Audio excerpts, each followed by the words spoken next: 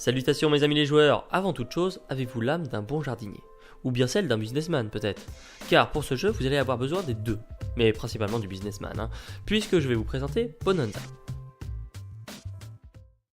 Édité par Amigo Gigamic en 97, il est créé par Uwe Rosenberg, que vous connaissez peut-être car il est aussi l'auteur d'Agricola.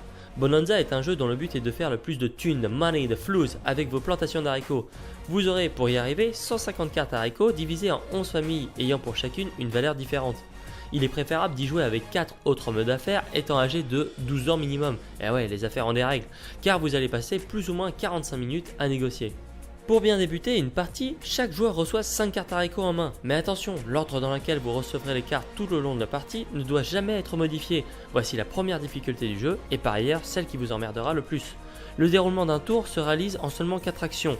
Premièrement, vous allez poser la première carte, voire la deuxième, de votre main afin de planter dans un de vos 2 champs disponibles. Vous le sentez venir le moment où votre première carte n'est pas la même que les familles plantées dans vos champs?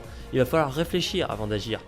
Deuxièmement, faire du commerce, des échanges, car une fois la première action passée, vous piochez 2 cartes que vous posez visibles au reste des joueurs, afin qu'ils puissent interagir avec vous. Troisièmement, une fois les interactions finies, les 2 cartes piochées doivent être obligatoirement plantées. Et enfin, vous piochez de nouveau 3 nouvelles cartes que vous avez bien sûr placées en dernière position dans votre main. La partie arrivera à sa fin quand la pioche sera épuisée pour la 3e fois. Vous comptabiliserez les thunes à ce moment-là et le plus riche gagne. Bonanza aura le pouvoir de vous faire passer pour un homme ou une femme d'affaires cruel et fourbe, ou tout simplement pour un piètre commerçant. Petit conseil entre nous, on dit souvent que les bons comptes font les bons amis, mais ça c'est à vous de voir.